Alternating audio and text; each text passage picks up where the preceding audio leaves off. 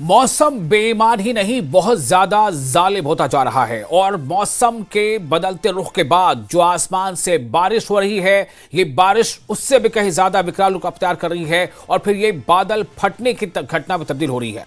यानी बादल फट रहे हैं, नदियां सारी उफान पर हैं, कई सौ पुल पुलिया टूट चुके हैं। यह कहानी सिर्फ जम्मू कश्मीर की नहीं बल्कि हिमाचल प्रदेश की भी है। बल्कि हिमाचल प्रदेश में तो तबाही कुछ ज्यादा आई है, जहां पर मौतें भी 300 के पार जा चुकी हैं। और ऐसा ही हाल लगभग पंजाब में है। पंजाब में भी, क्योंकि पंजाब कहते ही हैं 5 नदियों वाली जगह पंजाब, तो वहां पर नदियां सारी की सारी उफान पर हैं। वहां जो तबाही आई है उस तबाही ने बहुत बड़े पैमाने पर नुकसान पहुंचाया है। लोग काफी परेशान हो रहे हैं। 1300 से ज्यादा गांव के बारे में खबरें आ रही कि वो पानी ने अपनी चपेट में ले लिया है। हर तरफ तबाही का मंजर है और अलग अलग मंच से इसको लेकर के गुहार भी लगाई जा रही है। और सबसे ज्यादा उम्मीदें अब कहीं ना कहीं केंद्र सरकार पर है कि केंद्र सरकार इन हालात के लिए जल्द से जल्द पैकेज का ऐलान करे, राहत पैकेज का ऐलान करे। आपको याद होगा अभी प्रधानमंत्री गए हुए थे एससीओ के इजलास में। वहां से लौटने के बाद प्रधानमंत्री ने सबसे पहले पंजाब के जो मुख्यमंत्री हैं उनसे फोन पर बातचीत की थी, वहां का हालचाल जाना था। गृह मंत्री अमित शाह अभी एक रोज पहले वो जम्मू का दौरा करके लौट चुके हैं। वहां चूंकि जम्मू में जो तबाही मची थी जम्मू कश्मीर बारिश से, ये सारी चीजें ये बता रही हैं कि बहुत ज्यादा ही तबाही मची है, बहुत ज्यादा नुकसान हुआ है। और जब बहुत ज्यादा नुकसान होता है तो लोगों की नजर जो है वो केंद्र सरकार की तरफ होती है कि कुछ विशेष राहत पैकेज का ऐलान हो। तो क्या स्थितियां वाकई ऐसी बन गई हैं? कितनी उम्मीदें हैं? कितनी जरूरत है मदद की? कितनी जरूरत मदद की है और कब तक ये मदद मिल सकती है? ऐसे कई सवाल हैं जिन पर आज हम चर्चा करेंगे। आप बने रहे न्यूज़ 18 JKLH के साथ। आप देख रहे हैं JKLH प्राइम डिबेट। मैं हूं विशाल।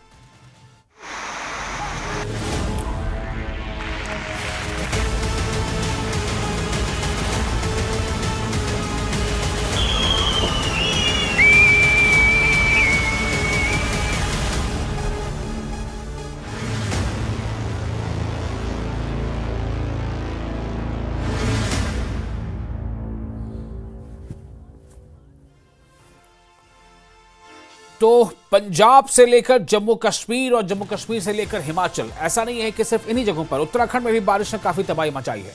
तो इन तमाम इलाकों में बारिश ने जो तबाही मचाई है, जम्मू कश्मीर के बारे में कहा जा रहा है कि जम्मू में जो तवी नदी का जो जलस्तर काफी ज्यादा बढ़ गया था, चनाब का जलस्तर बढ़ गया था। ये बताया गया, लोगों ने ये बताया, रिपोर्ट्स ऐसी आई कि 99 सालों में इतनी बारिश नहीं हुई थी जितनी अब बारिश हुई है। तो ऐसी कई चीजें सामने आ रही। 1300 से ज्यादा गांव के बारे में खबर है कि पंजाब में वो जो है पानी की चपेट में चले गए हैं। कई ऐसे सेलिब्रिटीज हैं जो सामने आ रहे हैं, वो लोगों की मदद के लिए एक दूसरे से अपील कर रहे हैं और खुद भी मदद के लिए आगे हाथ बढ़ा रहे हैं। तो ऐसी सिचुएशन में अभी आपने देखा कि जम्मू कश्मीर में वैष्णो देवी मार्ग पर जो अभी लैंडस्लाइडिंग हुई उसमें 34 से ज्यादा लोगों की जानें चली गई। उससे पहले जो मचैल माता मंदिर मार्ग में जो क्लाउड बस्ट हुआ था उसमें तकरीबन 65 या 67 या 68 ऐसी संख्या है कि उसमें लोगों की जानें चली गई। कई अभी भी लापता हैं। कई जगहों पर पुल टूटने से, सड़कें बहने से तो नुकसानात का अभी तो अंदाजा ही पूरा नहीं किया जा सका है। कई मकानात तबाह हो गए हैं। 6000 से ज्यादा मकानात में पानी घुस गया। ये जम्मू कश्मीर का आंकड़ा है। वैसे हिमाचल की तस्वीर है। हिमाचल में भी तकरीबन 300 से ज्यादा मौतें हो चुकी हैं। वहां खुद इसे राष्ट्रीय आपदा यानी इसे जो है कुदरती आफत घोषित कर दिया है सीएम सुखू ने। और ये चाहा है कि मरकज यानी कि सेंटर जो है वो जल्द से जल्द मदद के हाथ आगे बढ़ाए। तो इस पर आज हम चर्चा करेंगे। हमारे साथ कुछ खास मेहमान हैं जो इस चर्चा में हमारे साथ शामिल हो रहे हैं। विक्रम मल्होत्रा स्पोक्स पर्सन है बीजेपी के, जो हमारे साथ इस वक्त जुड़ेंगे। और इमरान काजी स्पोक्स पर्सन नेशनल कॉन्फ्रेंस के हमारे साथ होंगे। और इसके अलावा हमारे साथ जो मेहमान प्रेम कौशल जी हमारे साथ हैं, हिमाचल कांग्रेस से हमारे साथ जुड़ रहे हैं, कांग्रेस स्पोक्स पर्सन है। और हमारे साथ एक और मेहमान जुड़ने वाले हैं, बल्कि जुड़ चुके advocate Bikramjit Pasi spokes person है आम आदमी पार्टी के। तो अब तमाम लोगों का स्वागत करते हैं। और सबसे पहले मैं जरा प्रेम कौशल जी आपके पास आना चाहता हूं। मैं जानना चाहता हूं, आप जरा हमें ये बताएं कि हिमाचल में तबाही किस हद तक आई है और सुखू ने जो अभी एरियल सर्वे किया है उसके बाद क्या कहा उन्होंने? देखिए, हिमाचल प्रदेश में बहुत भयावह मंजर है। लगातार कई दिनों से भारी बारिश हिमाचल प्रदेश में चल रही है। और एक दो जिलों को छोड़कर, जैसे हमारा हमीरपुर डिस्ट्रिक्ट है, यहाँ भी एक हादसा हुआ है। छः जी। सात घर जो हैं वो जमींदोज हुए हैं। इसके अतिरिक्त पूरे हिमाचल प्रदेश में हालात बहुत खराब हैं और बारिश रुकने का नाम नहीं ले रही। नदियाँ उफान पर हैं, पहाड़ों में स्लाइडिंग हो रही है। घरों के घर जो हैं खाली करने पड़े हैं। तो कुल मिलाकर स्थितियां जो हैं वो बहुत ही भयानक हैं। और बहुत परेशानी का आलम हिमाचल प्रदेश में जनता जो है उससे गुजर रही है।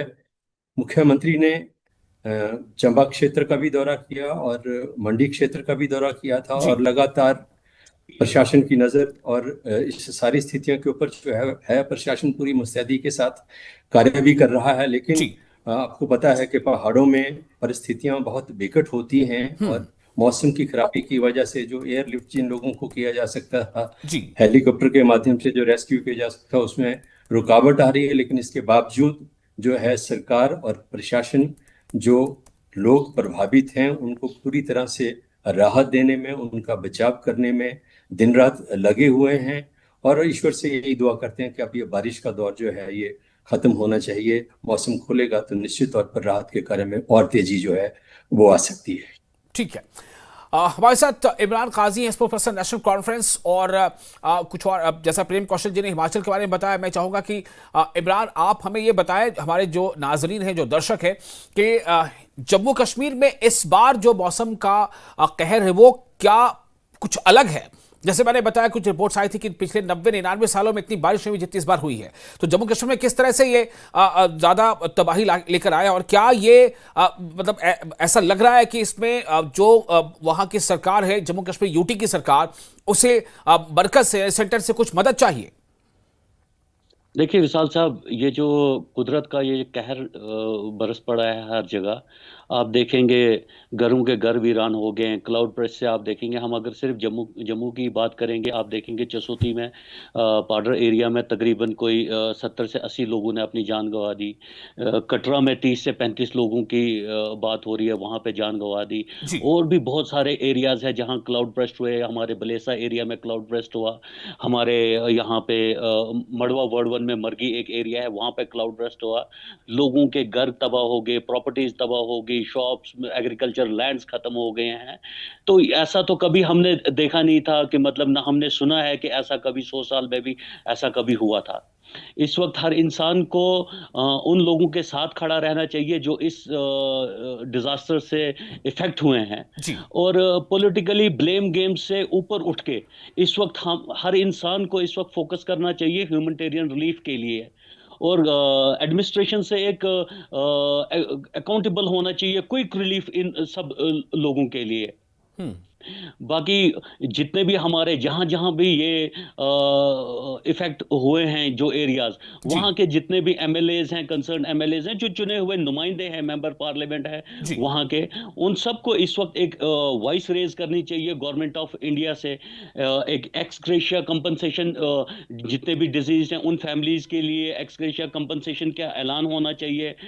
एडुकेट कंपनसेशन उन लोगों के लिए होना चाहिए थे जिनके घर तबाह हो गए, जिनके दुकानें तबाह हो गए, जिनके एग्रीकल्चर लैंड डैमेज हो गई। जी उनके और बहुत सारे एरियाज ऐसे हैं जिनके पास इस वक्त रहने के लिए कुछ भी नहीं है। हम्म उनके घर, उनके लिए रिहेबिलिटेशन और फाइनेंशियल असिस्टेंस इस वक्त हम अपील करते हैं गवर्नमेंट ऑफ इंडिया से कि एक स्पेशल पैकेज अनाउंस होना चाहिए इन सब के लिए।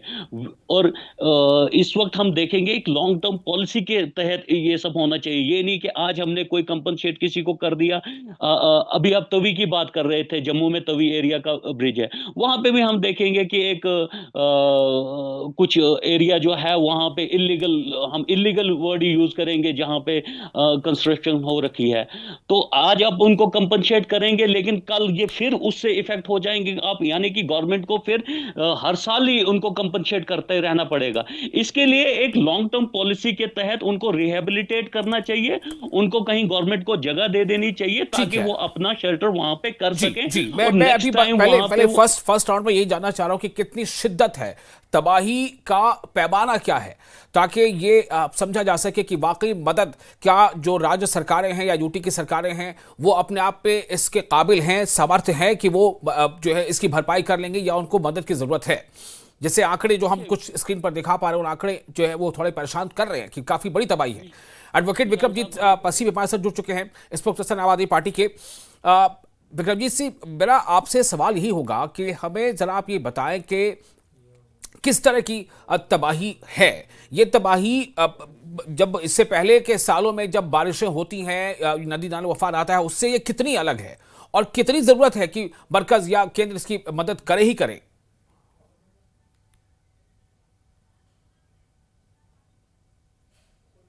विक्रम जी, आपको मेरी आवाज मिल रही है? आपको मेरी आवाज आ रही है जी? जी हाँ, बोले। अच्छा, आप सभी को मैं नमस्कार करते हुए आपके दर्शकों को भी। ये जो इस बार तबाही आई है जी, ये एक आप कह सकते हो कि इसको राष्ट्रीय आपदा घोषित कर देना चाहिए। इतना बड़ा नुकसान हुआ। अभी मेरे भाई हिमाचल से बता रहे थे, जम्मू कश्मीर से बता रहे थे, हमने उत्तराखंड का भी देखा है और पंजाब में भी हालात बहुत बुरे हैं। पंजाब में 12 जिले बुरी तरह प्रभावित हो गए हैं। 3000 एकड़ के करीब हमारी फसल खराब हो चुकी है, तबाह हो चुकी है और जमीन अफेक्ट हो चुकी है।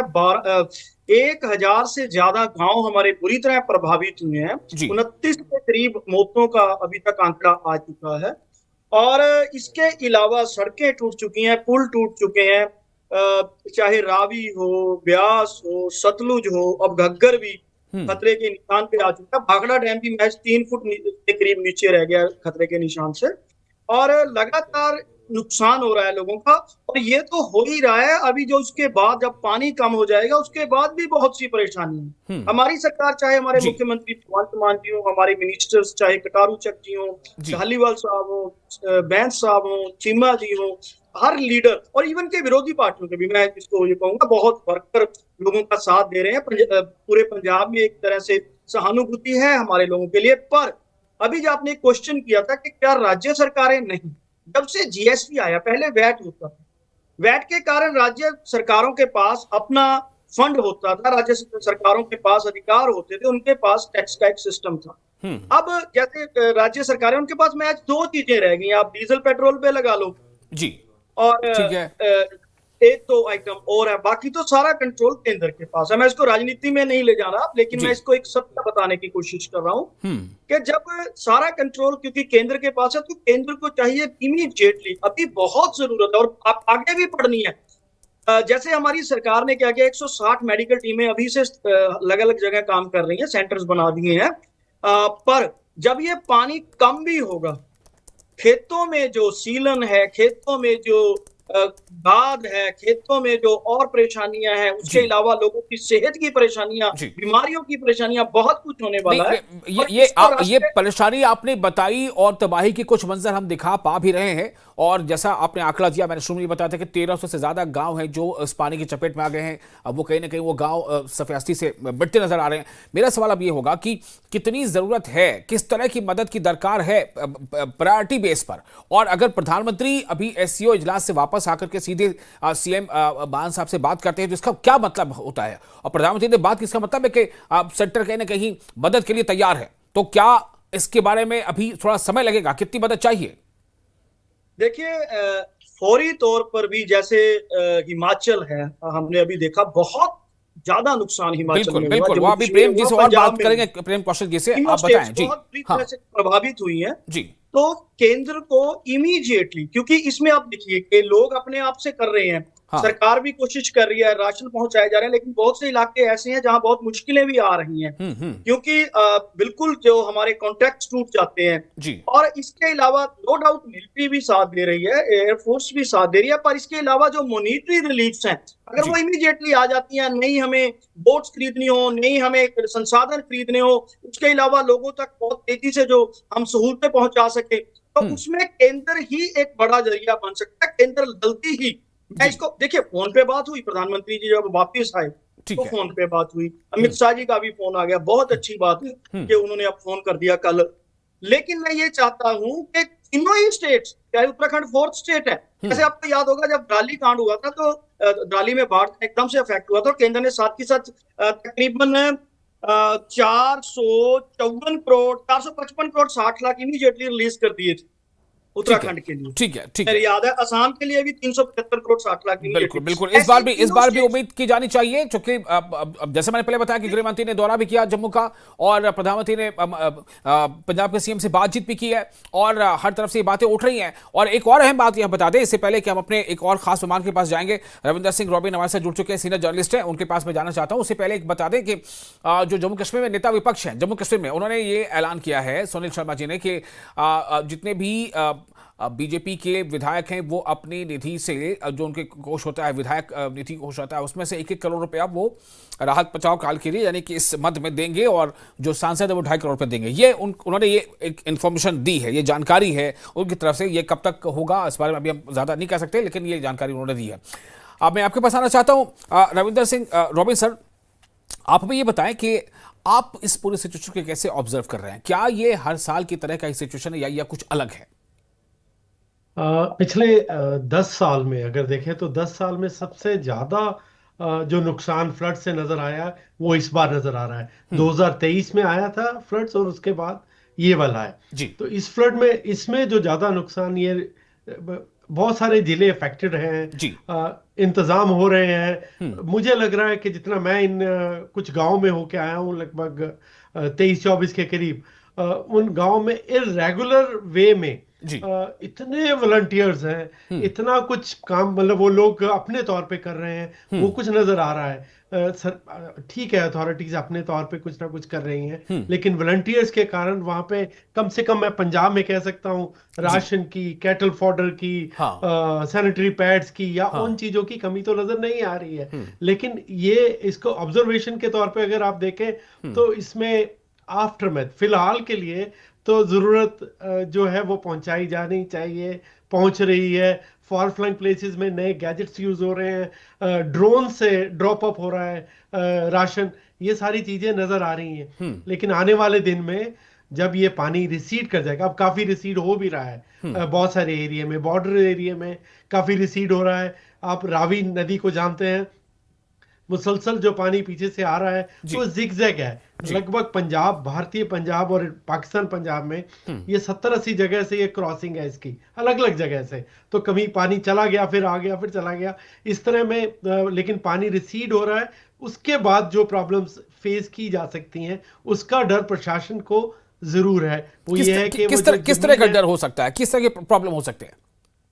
बड़ी प्रॉब्लम यह है कि क्रॉप जो डैमेज हो गई है, बिल्कुल वो क्रॉप जो डैमेज हो गई है उसका रीजन जो सिल्ट पानी के साथ आता है वो सारा है। उसको मिट्टी को निकालना ताकि वो दोबारा से अपनी बिजाई कर सके।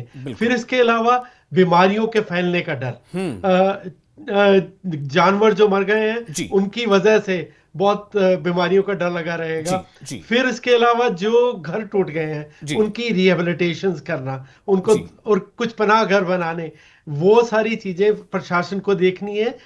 उसके लिए बहुत सारा पैसा, वसाइल, बहुत कुछ चाहिए। उसके लिए अभी जो राज्य सरकार है वो केंद्र से मांग कर रही है, ये सब कुछ हो जाएगा, ये मैं मान के चलता हूँ। केंद्र सरकार से मांगे बिना भी मुझे लगता है कि केंद्र सरकार का एक दायित्व भी होता है, वो करेगी भी, हो भी जाएगा। लेकिन इसके साथ साथ जो चीजें आने वाले समय में होनी चाहिए, जो आपका पहला सवाल था कि ऑब्जर्वेशन, तो सर मेरी ऑब्जर्वेशन में ये जरूर है कि जब भी पैसा आया, मदद आई, हो गई, लेकिन इसकी इंक्वायरी, मैं तो कह रहा हूं कि एक बड़े लेवल पे जुडिशियल इंक्वायरी टाइप होनी चाहिए। जब दरिया से पानी या कुछ ऐसे आपदा में आता है तो कंटिजेंसी प्लान बने होते हैं, तो क्यों नहीं वो नाले, वो बड़ी नहरें साफ की गई, क्यों नहीं उनके लिए इंतजाम किया गया? उन सब दोषियों को भी पकड़ना चाहिए, और आने वाले समय में जो इसके प्लान होने चाहिए उस पे पैसे के अलावा मॉनिटरिंग चाहिए। अगर हम मदद दे भी देते हो, एक इस तरह की सिचुएशन जैसा अभी आप कह रहे थे कि सरहद जो है, आप जानते हैं कि हमारा पड़ोसी मुल्क है पाकिस्तान,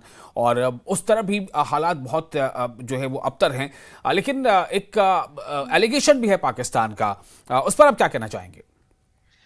पाकिस्तान का ये कहना है कि जो सोशल मीडिया में उनके यहाँ पे आ रहा है बहुत ज्यादा कि जी पाकिस्तान ने भारत ने पानी को वेपनाइज बना के, वेपन बना के, एक शस्त्र बना के वहां भेज दिया है। तो पिछले, अब इसमें ना क्लेम और फैक्ट्स और डाटा, इसको ध्यान में रखना चाहिए। पिछले कई साल से मॉनसून के सीजन में जब ये फ्लड्स आते हैं, भारत और पाकिस्तान दोनों में बराबर ही आते हैं। भारत ने कई जगह पे इंतजाम कर रखे हैं, पाकिस्तान में उस तरह के पिछले कई सालों से उस फ्लड्स को रोकने के लिए इंतजाम नहीं है। वो उनको अपनी सरकारों से पूछना चाहिए सबसे पहले। दूसरा, ये जो पानी जिस तरीके से आता है उसमें किसी का जोर नहीं है, लेकिन आने से पहले अगर पाकिस्तान को पानी जा रहा है, छोड़ा जा रहा है, ये सही है कि इंडस वाटर ट्रीटी जो है वो अबेयंस में है, यानी कि एक ठंडे बस्ते में है। और इसका मतलब ये नहीं है कि पानी रोका गया, पहली बात। दूसरा, जो हमारे सूत्र बताते हैं कि भारत का जो हाई कमीशन पाकिस्तान में है, उन्होंने पाकिस्तान के ministry of foreign affair MOFA को वेरियस टाइम पे बार बार ये चेतावनी देते रहे हैं कि फ्लड का पानी आ रहा है, आपको अपना इंतजाम करना चाहिए। बिल्कुल। तो ये फैक्ट्स जो है ये भी सामने आने चाहिए। ठीक है, प्रेम कौशल जी, मैं एक बार फिर से आपके पास आता हूँ। ये अभी एक तस्वीर भी हम देख रहे थे, सुखू जो है सुखू हिमाचल के सीएम, उन्होंने उसका दौरा भी किया है। मैं आपसे जानना चाहता हूं कि ये देखा गया है कि पिछले 2-3 वर्षों में हिमाचल वाकई बहुत ज़्यादा, खासतौर से हिमाचल बहुत ज़्यादा परेशान रहा है। पिछले साल में बहुत ज़्यादा तबाही आई थी। तो क्या इस बार सरकार ने कुछ पहले से तैयारियां कर रखी थी, आपको लग रहा है? चूंकि विपक्ष काफ़ी हमलावर है, जयराम जो है वो अक्सर ये एलिगेशन लगाते हैं कि सरकार ने तैयारी नहीं की। देखिए, इसमें एक कुदरत की तरफ से कोई चीज आनी है, कोई क्लाउड बर्स्ट आती तो कुदरत तरफ से है, लेकिन मैन मेड, यानी इंसान अपने इंटेलिजेंस से उसको कैसे पहले से थोड़ा अंदाजा कर लिया, उसकी तैयारी करके रखे कि अगर ऐसा होगा तो हम क्या तैयारी करेंगे। बिल्कुल, निश्चित तौर पर जब बरसात शुरू हुई, सरकार ने जितने भी प्रिकॉशनरी मेजर्स लिए जा सकते हैं प्रशासनिक तौर पर, जो तैयारी की जा सकती है, वो तैयारी अगर ना होती तो कैजुअलिटीज का नंबर जो है वो बहुत ज्यादा इस बार होता, क्योंकि इस बार का डिजास्टर जो है 2023 के डिजास्टर से कहीं ज्यादा है जी। तो ये विपक्ष का काम आरोप लगाना है। जम्मू कश्मीर के लोग बड़े भाग्यशाली हैं, पंजाब के लोग भी भाग्यशाली हैं कि प्रधानमंत्री जी का उनको टेलीफोन आ गया, वहां से चाइना से वापस आते ही उन्होंने मान जी से बात कर ली जी। अमित शाह जम्मू कश्मीर हो आए।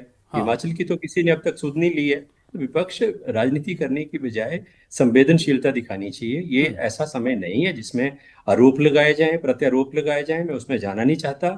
आज बहुत दुखद और विकट परिस्थितियां हिमाचल प्रदेश के अंदर हैं, और पूरा मैंने जैसे कि कहा, पूरा प्रशासन, मुख्यमंत्री, पूरा मंत्रिमंडल पूरी संवेदनशीलता के साथ, पूरी जिम्मेदारी के साथ। तो नड्डा जी हिमाचल प्रदेश से, अनुराग ठाकुर हिमाचल प्रदेश से हैं, अब तो कंगना रनौत भी है, तो बहुत सारे नाम है वहां पर। हो सकता है कि ये लोग अपने स्तर पर प्रयास कर रहे होंगे। आप क्या ये चाह रहे हैं कि पीएम का ही फोन आए? नहीं, हम नहीं चाह रहे पीएम का टेलीफोन आए, लेकिन ये बनता है। अगर पंजाब के मुख्यमंत्री को किया जा सकता है, हम ये नहीं कह रहे कि उनको क्यों किया।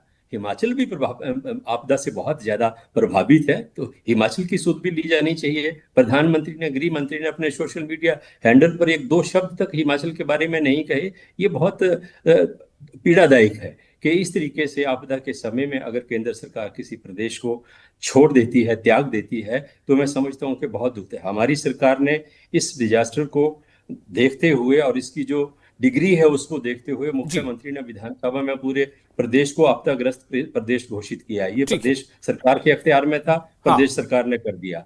और विधानसभा में एक प्रस्ताव पारित हुआ है कि केंद्र से हमने ये गुहार लगाई है कि हिमाचल प्रदेश में कुल नेशनल डिजास्टर घोषित किया जाए। हिमाचल प्रदेश क्या, अब पंजाब के हालात ले लीजिए, जम्मू कश्मीर के हालात ले लीजिए, कमोबेश पूरे हिंदुस्तान में ही बरसात से हालात जो है वो बहुत खराब हैं। तो ये बनता है कि इस वक्त नेशनल डिजास्टर जो है वो घोषित किया जाना चाहिए, ताकि बड़े पैमाने पर राहत कार्य जो है उनको अंजाम दिया जा सके। हिमाचल की आर्थिक स्थितियां ऐसी नहीं है कि हम अपने स्तर के ऊपर इतना बड़ा जो डिजास्टर है, इतनी बड़ी जो तबाही हुई है, उसका रेस्टोरेशन हम कर सकें, लेकिन फिर भी अपने साधनों के मुताबिक, अपने जो संसाधन हैं उनसे कहीं आगे जाकर जो है हमारी सरकार ने बड़ी संवेदनशीलता के साथ काम करते हुए लोगों को राहत देने का भी बहुत शुक्रिया। वक्त की थोड़ी कैद है, लेकिन कामना यही है, दुआएं यही है कि जल्द से जल्द ये तमाम प्रदेश जहां पर कुदरती आफात का कहर जारी है, वो कहर से बाहर निकले, उन्हें मदद मिले, वो तमाम मदद मिले, चाहे राज्य सरकार अपने स्तर पर कर पा रही हो, चाहे बहुत सारे ऐसे लोग हैं, सेलिब्रिटीज़ है, वो सामने आ रहे हैं।